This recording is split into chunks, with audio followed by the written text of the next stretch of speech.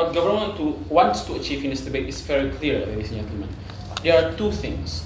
One, we want to prove that the power or the freedom of a religious community should not be integrated with government. And secondly, we want to make sure that religious communities and religion people needs are being catered upon, ladies and gentlemen, in which we think this motion are important. Several things to set up before moving on into my arguments. There are three things. One, take into account that the context of this debate are countries that are non-secular, ladies and gentlemen. Because if this is already secular, then we do not need these kinds of motion, ladies and gentlemen. Because it is already separated between what is religion and what is government expenditure and what is government policies should be made upon, ladies and gentlemen. And secondly, we think that communities, in the absence of authorization from government, should make these kinds of places by their own, ladies and gentlemen. That is to say, they will discuss upon their own congregation between what are the needs of the religion and their own religion, ladies and gentlemen. So we think they will not just freely make places just one blocks or just that freely, ladies and gentlemen. And lastly,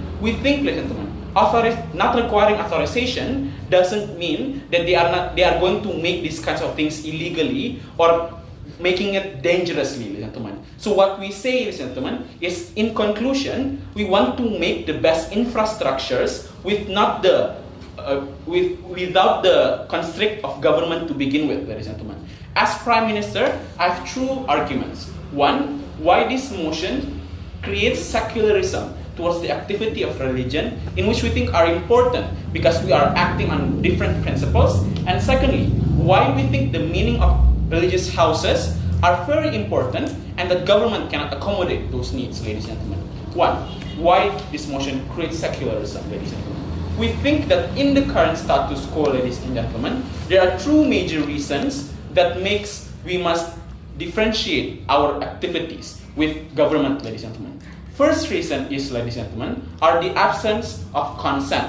Ladies and gentlemen, most of us in the current status quo, when we opt into a religion or when we have activities in a religion, ladies and gentlemen, we consent upon the operations of those kinds of religion. We consent upon what the religion are saying us to do, ladies and gentlemen. In contrast, ladies and gentlemen, in the current status quo, we think that the authorization of government means that us as religion, ladies and gentlemen, are acting based under the principle of government, ladies and gentlemen. Because most likely, the operations of us will compromise, ladies and gentlemen. Because in this context, our kinds of limitations of what is our freedom, ladies and gentlemen, must be limited, ladies and gentlemen.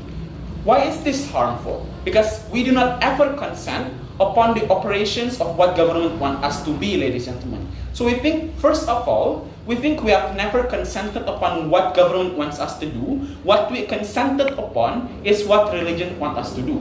And we think by doing this are going to make a separation between what is the betterment of what we consent upon of religion and not integrated with government at the very first place, ladies and gentlemen. Second reason is why we need to be secular is because we operate based on different principles and values, ladies and gentlemen.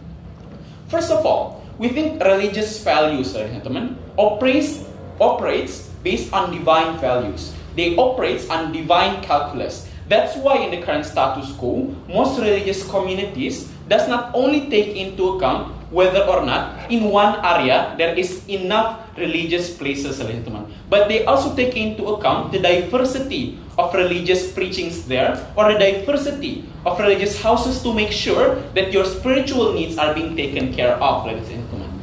We think this is different with the calculus or the government values that exist in the current status quo, ladies and gentlemen.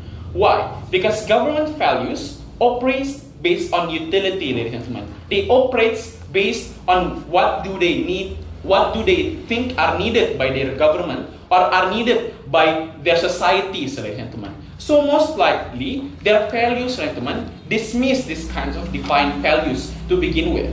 What are the practical implications of this, ladies and gentlemen? It is backlash of calculus. We think this is very, very harmful because it can lead towards the principles to be not able to be taken care of holistically, ladies and gentlemen. That's why in the current status quo, when most governments make policies in non-secular countries, most likely their policies are coinciding with each other. This leads to further backlash by the religious communities or maybe the non-religious communities, because they feel that most of their policies are more religious, ladies and gentlemen. So I think at the end of the day, ladies and gentlemen, because we have different principles, it must be disseminated because it operates on different calculus, ladies and gentlemen. So we think, and first of all, ladies and gentlemen, we need to make a separation between two of those things. Second, what is the meaning of religious houses and why government can accommodate that? In the current status quo, ladies and gentlemen, we think religious houses are important for two main instances. One is to channel the religion or the spiritual value of individuals, and second, as places of unity or places to discuss upon the needs of our religion, ladies and gentlemen. First, let's talk about channel of our spiritual value, ladies and gentlemen. We think in the current status quo, government's ability to authorize our buildings of religious houses makes a limitation between our channel of values. Why? In two main instances.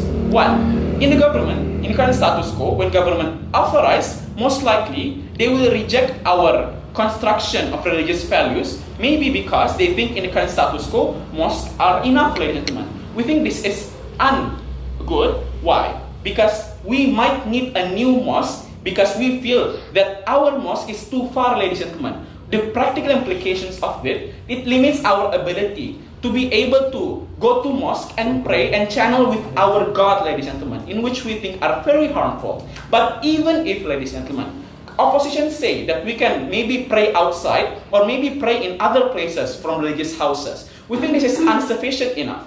Why? Because the degree of holiness and the degree of us trying to praying in mosque, ladies and gentlemen, or in our religious houses are different when we pray outside or pray in our homes, ladies and gentlemen. So we think the degree of holiness must be catered to the extent where it must be freely upon our religious houses to be constructed by our own people, ladies and gentlemen. So we think on the very first layer, ladies and gentlemen, the only way for us to have the betterment of channeling of our spiritual values can be in the betterment of our places when we construct it by ourselves. Because we can determine it based on calculus values that is based on religious values to begin with, ladies and gentlemen. But second layer is to be able to unite and to be able to discuss the importance of our religion, ladies and gentlemen. Firstly, we think by a government calculation, we also cannot be able to unite and not able to calculate the needs of our religion, ladies and gentlemen. Because the usage of these kinds of religious places, ladies and gentlemen, are not only to channel our values, but also to discuss upon what are the needs of our religion, ladies and gentlemen. It is also to discuss upon the diversity of our needs, ladies and gentlemen. Because even in current status quo, one mosque is always different with other mosques, ladies and gentlemen. Because they might have different interpretations of a certain quotations, ladies and gentlemen, in which I think the existence is very different. It's important to have diversity because it can make people to be able to represent other values in the current status quo, in which we think cannot happen if government calculates upon, because they only calculates based on utility, which we think cannot cater towards representation that religion needs. In conclusion, ladies and gentlemen, it must be separated and we must cater towards the needs of religious people, vote for government.